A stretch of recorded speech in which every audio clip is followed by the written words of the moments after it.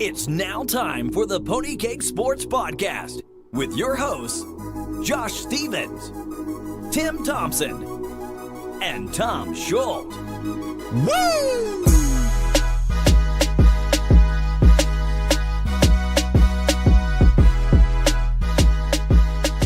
Hey there, everybody. We are back with another episode, and this time we are doing the wide receiver rankings breakdown for Week 1 fantasy football. As always, I'm joined by Tim and Tom. Boys, how we doing? Doing fantastic. Oh, Tim. Yeah, I'm stepping in. First, Tim. I'm stepping in. You guys are stepping in. You're each supposed to other's- go first, but like as always, I'm Eminem. I am the rap god. I got You're Eminem Machine here. Gun Kelly. Machine Gun Kelly. God, we need to find something to do with our lives. The rap devil's gonna come out, Tim. To be fair, I'm more like Machine Gun Kelly, tall, scrawny, and not very good at what he does. Yep. Oh, man. All right, let's go ahead and get into it. Fantasy football is here, of course. People are setting their lineups. They are wondering what to do with the wide receiver position, and luckily, you are here listening to us. We can tell you who are the top plays, who are the bottom plays, who should be started over who. There are a lot of wide receivers, so we got to get through this quick. Number 1 on the list from FantasyPros.com, Antonio Brown. He's facing the Cleveland Browns. Number 2, DeAndre Hopkins against the Patriots. Number 3, Michael Thomas against the Buccaneers. Number 4, A.J. Green against the Colts. And number 5, Julio Jones against the Philadelphia Eagles. All 5 of these guys should feast this week, in all honesty. Most of them have pretty good matchups. Antonio Brown against Cleveland might be my least favorite matchup. I just think that offense might struggle a little bit, so he would probably be somewhere 5 or 6 for me in my personal rankings. Absolutely love Julio against the Eagles. On paper, it's not the greatest matchup. I just think Julio's going to come out, perform. A.J. Green, Mike Thomas, and Hopkins. God, those are perfect matchups you want for your receiver. Yeah, I don't really get your Julio love, in all honesty. I don't really understand why on the road against a tough Eagles defense, why you believe that Julio Jones, this is going to be Super Bowl hangover. one of his big... Yeah, possibly, but... I still just don't see it. I love the DeAndre Hopkins, the Michael Thomas, the A.J. Green. Those are guys 1A, 1B, 1C for me. Just imagine this, Tim.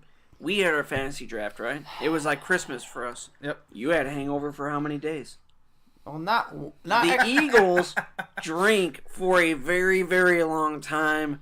And you know what? This Super Bowl hangover is going to last until after this Thursday. To be fair, if the Eagles are smart, they did it like me.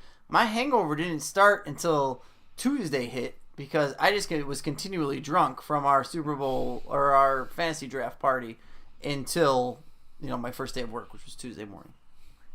Fair enough. Yeah, Tom, I agree. I would move Antonio Brown down a couple spots. Yep. Michael Thomas is my number 1 play for this week against that atrocious Tampa Bay Buccaneers secondary. Still got Brent Grimes? Probably. He's probably like 48 years old. Brent Grimes now. and his wife's got this. Number 6 on the list, Keenan Allen, 7 against Kansas City Chiefs. Number 7, Devontae Adams against the Bears. Number 8, Larry Fitz against the Washington Redskins. Number 9, OBJ versus the Jags. And number 10, Stephon Diggs against the 49ers. I would move Keenan Allen into my top 5. I know, Josh, that makes you happy. He's on your team. He definitely goes into my top 5. Devontae Adams actually goes down quite a bit just because of what the Bears defense has done here. The additional Khalil Mack makes that secondary better, and apparently they were good beforehand.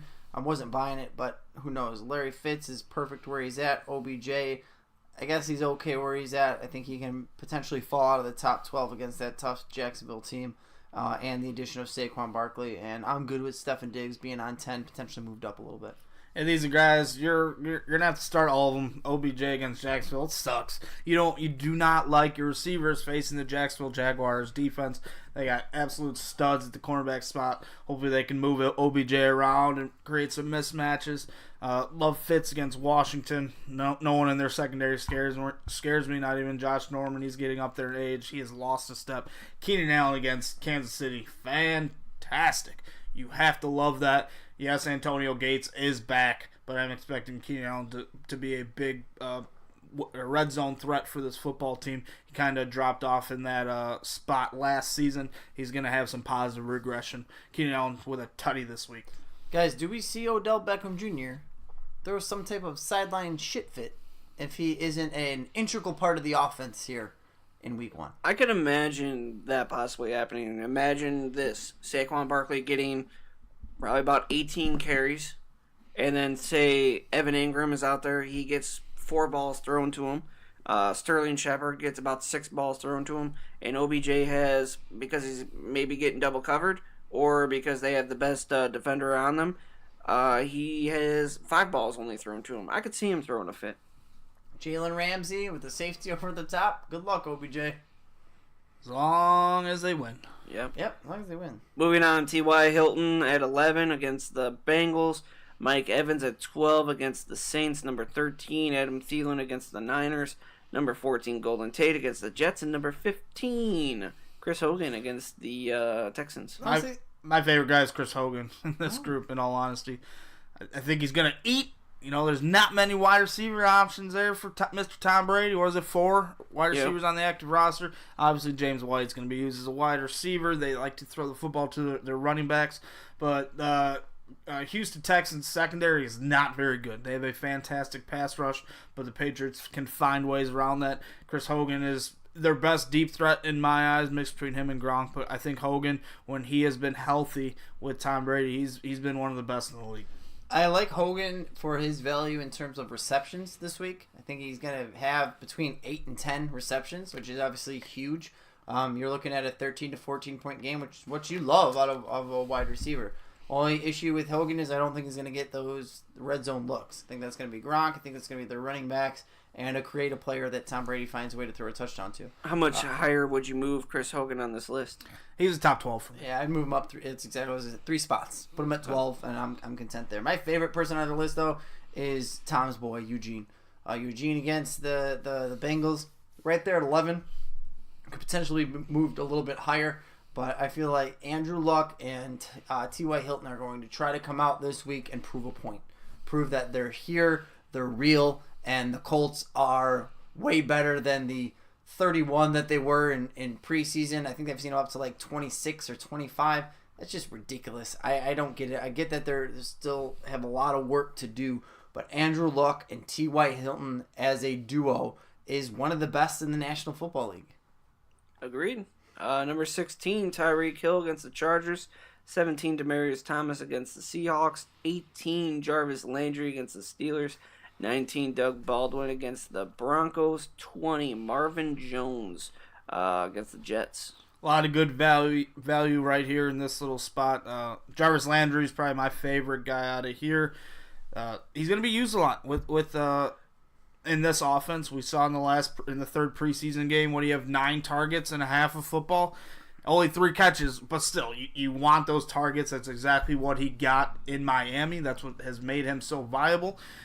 Doesn't really need a ton of yardage. As long as he's getting those catches, he's extremely valuable in PPR, and people are sleeping on him. He's probably going to finish as a top 15 option this year. Was not being drafted like that. You mentioned someone who's been slept on here over the last couple of years. Someone who has seen other guys who he was supposed to be on the same level as, get new deals or whatever. And he's got a big year of $14 million next year after his $8.5 million this year. But Demaryius Thomas, this is a prove it to me, prove it to fantasy owners, prove it to everyone year. He's lucky enough to go up a terrible Seattle Seahawks defense, secondary that is going to need a lot. The Broncos may not be throwing the whole entire game, but Demaryius Thomas should still get his. Look for Demaryius Thomas to have a big game, potentially move into that top 12. Word is Shaquem Griffin may be starting on Chubbs? Sunday. Yes, Chubbs. looking Word a lot. is he may be starting on Sunday. FYI. That's how you know that your defense is in a little bit of a flux. When you got like... Hey, he's the leading tackler in the preseason. He's looked really good. Yep. So Boy it can is play what it is. football. Moving on, number 21, Amari Cooper. Number 22, Juju. Amari's against the Rams. Juju's against the Browns. Allen Robinson against the Green Bay Packers. Corey Davis against the Miami Dolphins. And Brandon Cooks against the Oakland Raiders. Not too fond of this group. If I had to pick one, it'd be Amari Cooper. Getting that garbage time yardage. I think Oakland's going to struggle first half. Put some points on the board in the second half. Those corners are going to be tough to go against, but I feel like Gruden's going to put him in the right spot, right position. Hopefully put him in the slot a little bit. to get away from Peters or Talib. Yeah, it's just a matter of, can Amari get out of his own head? I mean, we saw numerous times last year in the red zone, opportunities there and just drop footballs. Can he be the guy? Or is Jordy Nelson going to come in there similar to the way Michael Crabtree did his first year and just take over? That's the big question. I will take Brandon Cooks, though. Brandon Cooks against that Raiders secondary, I think he's much better than 25. Last grouping here, Michael Crabtree at 26 against the Bills. Jamison Crowder against Arizona. Emmanuel Sanders against the Seahawks. Cooper Kupp against the Raiders. And Josh Gordon against the Steelers. Someone has Cooper Kupp ranked 4th in their rankings. Crazy. It's pretty crazy, but he's my favorite out of this group. He's my favorite Rams receiver this season. Think they're going to use him the most in the red zone. Hopefully take a bunch of those Sammy Watkins targets and red zone looks from last year. I feel like the Rams are trying to build a kind of like Patriots passing offense. Not that Jared Goff is anywhere near Tom Brady, but just give him the opportunity to just throw the ball wherever, and then you have a Cooper Kupp-esque typical Patriots wide receiver. He's going to catch 6, 7, 8 balls, maybe have 60, 70, 80 yards and a touchdown, and next thing you know, he ends up being a top 12 wide receiver for the year. It just kind of happens that way. Cooper Kupp's not my favorite, though. Give me Jamison Crowder. Jamison Crowder against the Arizona Cardinals. It's a good matchup for him. Again, I know that they're going across country, but let's see what he's got. And Michael Crabtree's another potential option there. Alex Smith is the checkdown king as well. Yep. So Jamison Crowder could get a lot of fantasy love this week 1 in the NFL. Let's talk about some of these guys that are after pick number 30. And let's compare the two, because these are some guys that you're probably deciding between if you're going to put either as a wide receiver 3 or a flex play. Maybe even a wide receiver 2, depending if you decided to go running back heavy. So let's talk about a couple of these guys. Robbie Anderson, who's at 31 against the Detroit Lions, and number 32, Nelson Aguilar against the Atlanta Falcons. Who would you guys rather have starting on your team? For me, it'd be Robbie Anderson, clear-cut number 1 guy. Hopefully, the young quarterback, Darnold, can find him, trust him. Hopefully, they're on the same page. Hopefully, he's not suspended by then. I just think I like Robbie Anderson more. Aguilar for Philly. He's probably their number 1 receiver right now. But I have a feeling that Zach Ertz will be getting more targets. That run game, they like to target those running backs in the pass game as well. Darren Sproles is back.